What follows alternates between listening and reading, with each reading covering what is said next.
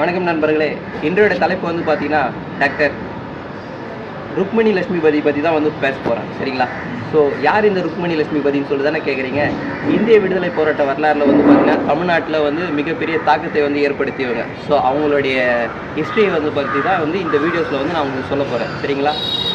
1892ஆம் ஆண்டு வந்து பார்த்தீங்கன்னா, சென்னை திருவல்லிக்கேணி, அதாவது இப்போ இருக்கிற ட்ரிபிள்கேணில் வந்து பிறக்கிறாங்க. அப்பா வந்து பார்த்தீங்கன்னா சீனிவாசராவ், சுகண்டா தேவி அவங்களுடைய மகளாக வந்து பிறக்கிறாங்க.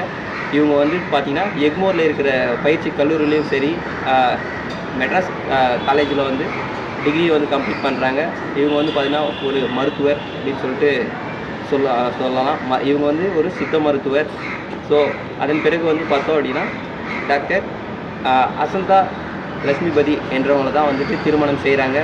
ஸோ அந்த காலகட்டத்தில் வந்து பார்த்திங்கன்னா 1930 மார்ச் 12ஆம் தேதி, அதாவது இன்றைக்கு காலகட்டம் ஒரு பேக் டு பேக் கிட்டத்தட்ட ஒரு 95 வருஷத்துக்கு முன்னாடி வந்து பார்த்திங்கன்னா உப்பு சத்தியாகிரக போராட்டம் காந்தியடிகள் தலைமையில் வந்து நடக்குது. ஸோ காந்தியடிகள் தலைமை அகில இந்திய அளவில் நடக்கிறப்போ நம்ம தமிழ்நாட்டில் வந்து பார்த்திங்கன்னா ராஜாஜியோட தலைமையில் வந்து நடக்குது. வேதாரண்யம் சத்தியாகிரகம்னு சொல்லிட்டு மிகப்பெரிய ஒரு போராட்டமாக நடந்துச்சு. அந்த போராட்டத்தில் வந்து பார்த்திங்கன்னா 98 பேர் வந்து பார்த்திங்கன்னா போராட்டத்தில் பங்கு பெற்றாங்க. அந்த 98 பேர்களில் 2 நபர்கள் தான் வந்து பெண்கள். அதில் வந்து பார்த்திங்கன்னா ஒன்று ருக்மணி லட்சுமிபதி, இன்னொருத்தர் வந்து பார்த்தீங்கன்னா தாயம்மாள். ஸோ இவங்க 2 பேர் தான் வந்து பார்ட்டிசிபேட் பண்ணுறாங்க. ஸோ ஆங்கிலேயர்கள் வந்து உப்புக்கு எதிராக வந்து வரி போடுறதுனால வந்து பார்த்தீங்கன்னா என்னோடய வீட்டில் நான் வந்து உப்பே போட மாட்டேன், உப்பு போடவே நம்ம சாப்பிட்லான்னு சொல்லிட்டு அவங்களுடைய கணவர் அசந்தா லட்சுமிபதியும் ருக்மணி லட்சுமிபதியும் வந்து பார்த்திங்கன்னா உப்பை வந்து போடாதவே வந்து சமையல் செஞ்சு சாப்பிட்றாங்க. ஸோ இதிலே வந்து உங்களுக்கு தெரிஞ்சிருக்குன்னு நினைக்கிறேன், இந்தியாவோட சுதந்திர போராட்டத்துக்கும் இவங்களோட பங்களிப்பு வந்து எந்த அளவுக்கு இருக்கும் அப்படின்னு சொல்லிட்டு. நாட்கள் செல்லுது. நாட்கள் செல்ல வந்து பார்த்திங்கன்னா இவங்களுக்கு வந்து பார்த்திங்கன்னா பொது சேவையில் வந்து ரொம்ப ஈடுபாட்டு பங்கு எடுத்துருக்காங்க. பொது சேவையில் ஈடுபட்டுன்றப்போ சிறைச்சாலையில் அடைக்கப்படுறாங்க. அதற்கு முன்னாடிலாம் வந்து பார்த்திங்கன்னா இந்தியாவில் வந்து பார்த்திங்கன்னா ஆண்களுக்குன்னு மட்டும்தான் ஒரு சிறைச்சாலைனாலே பொதுவாக வந்து பார்த்தீங்கன்னா ஆண்கள் மட்டும்தான் இருக்கும். அந்த சிறைச்சாலையில் வந்து பார்த்தீங்கன்னா பெண்களுக்குன்னு சொல்லிட்டு எந்த ஒரு தனி பிரிவுமே கிடையாது. ஸோ இவங்களை வந்து முதல் டைமாக வந்து வெள்ளூர் ஜெயிலில் வந்து அரெஸ்ட் பண்ணி உள்ளே வைக்கிறாங்க. ஸோ அப்படின்றப்போ பெண்களுக்குன்னு ஒரு தனி பிரிவு வந்து ஏற்படுத்தணும் அப்படின்னு சொல்லிட்டு இவங்க தான் வந்து ஃபஸ்ட்டு உள்ளே போகிறாங்க. அதாவது அந்த சிறைச்சாலையில் போகிறதுனால இவங்களுக்குன்னு ஒரு தனி டிபார்ட்மெண்ட் ஓப்பன் பண்ணி சிறைச்சாலையில் போகிறதுனால வந்து முதல் பெண்மணி என்ற பேரும் வந்து வாங்குகிறாங்க.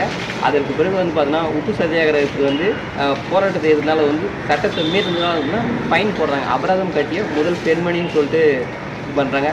நாட்கள் செல்ல 1934ஆம் ஆண்டு எலெக்ஷனில் வந்து பார்த்திங்கன்னா இந்தியாவில் அதாவது மெட்ராஸ் மாகாணத்து சார்பில் வந்து பார்த்தீங்கன்னா முதல் எம்எல்சி சட்ட மேலவை உறுப்பினராக வராங்க. அந்த காலகட்டத்தில் பெண்களில் வந்து பார்த்திங்கன்னா யாரும் வந்து இருக்க மாட்டாங்க. இதன் பிறகு வந்து பார்த்திங்கன்னா டாக்டர் முத்துலட்சுமி ரெட்டி, அப்படி கேபி சுந்தராமான்னு சொல்லிட்டு ஸ்டெப் பை ஸ்டெப்பாக நிறைய பேர் வருவாங்க.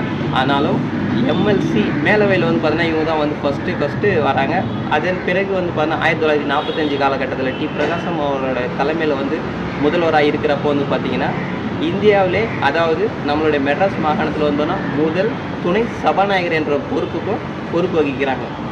சபாநாயகர் பொறுப்பு வகித்த பிறகு வந்து பார்த்திங்கன்னா முதல் அமைச்சர் என்ற ஒரு பதவி வந்து கொடுக்குறாங்க. ஸோ இவங்களுடைய ஆட்சியில் தான் வந்து பார்த்திங்கன்னா சென்னையில் வந்து மாநகராட்சியோட உறுப்பினராக இருக்காங்க. மாநகராட்சி மேயர் இல்லைங்க, மாநகராட்சி உறுப்பினராக இருக்காங்க. அதாவது இப்போ இருக்கிற 200 வார்ட்ஸ் இருக்குது பார்த்திங்களா, அந்த 200 வார்ட்ஸில் இவங்களும் வந்து ஒரு வார்டு மெம்பராக இருக்கிறாங்க. ஸோ மாநகராட்சி உறுப்பினராக இருந்து சென்னை வந்து பார்த்திங்கன்னா தூய்மை மிகு சீர்திருத்த சென்னைன்னு சொல்லிட்டு தூய்மையான சென்னை என்ற ஒரு திட்டத்தை வந்து எடுத்துகிட்டு வர்றாங்க. அந்த திட்டத்தின் மூலிமா வந்து சென்னையில் இருக்கிற எல்லாத்தையுமே வந்து சேஞ்சஸ் பண்ணுறாங்க, அப்டேட்ஸ் நிறைய பண்ணுறப்போ ஒரே டைமில் வந்து பார்த்திங்கன்னா எம்எல்சியாகவும் சரி மாநகராட்சி உறுப்பினராகவும் சரி வந்து பதவி வகித்து நிறைய சீர்திருத்தம் வந்து பண்ணுறாங்க. ஸோ அதன் பிறகு வந்து பார்த்திங்கன்னா ஒரு சில போராட்டத்துங்களால் வந்து பார்த்தீங்கன்னா மறுபடியும் வேலூர் சிறைச்சாலைகளுக்கு போயிடுறாங்க. அதன் பிறகு வந்து வெளியே வராங்க. வெளியே வந்த பிறகு 1951ஆம் ஆண்டு வந்து பார்த்திங்கன்னா உடல்நலக்குறைவால் வந்துட்டு உயிரிழக்கிறாங்க. ஸோ அவங்களோட நினைவாக வந்து பார்த்திங்கன்னா சென்னையில் இருக்கிற எக்மோர் சாலை, அதாவது அந்த சாலையை வந்து பார்த்தீங்கன்னா டாக்டர் ருக்மணி லட்சுமிபதி சாலைன்னு சொல்லிட்டு பெயர் சூட்டி இருக்கிறாங்க நம்ம தமிழ்நாடு அரசு. 1997 வந்து பார்த்தீங்கன்னா இவங்களுடைய ஞாபகமாக வந்து பார்த்தீங்கன்னா அஞ்சல் தலையை வந்து வெளியிட்டிருக்காங்க. ஸோ இந்த நியூஸ் வந்து உங்களுக்கு யூஸ்ஃபுல்லாக இருக்குன்னு நினைக்கிறேன். ஸோ நிறைய ஃப்ரெண்ட்ஸ் கேட்குறீங்க, உங்களோட வாய்ஸஸ் மட்டும் நீங்கள் கேட்குறீங்க, வாய்ஸ் மட்டும் பேசுகிறீங்க, உங்களுக்கு வந்து நோட்ஸாக இருந்தால் நல்லாயிருக்கும்னு சொல்லிட்டு கேட்டிருக்கீங்க. இது பின்னாடி இருக்கிற அப்கமிங் வீடியோஸில் வந்து நான் உங்களுக்கு வந்து என்னோடய ஹேண்ட்அவுட்ஸும் வந்து உங்களுக்கு ஷேர் பண்ணுறேன். ஃப்ரெண்ட்ஸ், இந்த நியூஸ் வந்து உங்களுக்கு யூஸ்ஃபுல்லாக இருக்குன்னு நான் நினைக்கிறேன். சேனல் வந்து லைக் பண்ணுங்கள், ஷேர் பண்ணுங்கள், கமெண்ட்ஸ் பண்ணுங்கள். ஃப்ரெண்ட்ஸ், எக்ஸாம் பாயிண்ட் ஆஃப் வியூவில் வந்து பார்த்தீங்கன்னா இது எல்லாமே out sources, reference books, school books தாண்டி என்னோடய செல்ஃப் ஸ்டடீஸில் இருக்கிறது எல்லாத்தையுமே தான் நான் உங்களுக்கு வந்துட்டு சொல்கிறேன். சரிங்களா? யூஸ்ஃபுல்லாக இருக்கும். சேனலை வந்து ரெகுலராக வாட்ச் பண்ணுங்கள். ரெகுலராக அப்டேட்ஸ் வந்து நான் உங்களுக்கு கண்டினியூஸாக கொடுத்துருக்கேன். Okay friends, thank you, bye bye.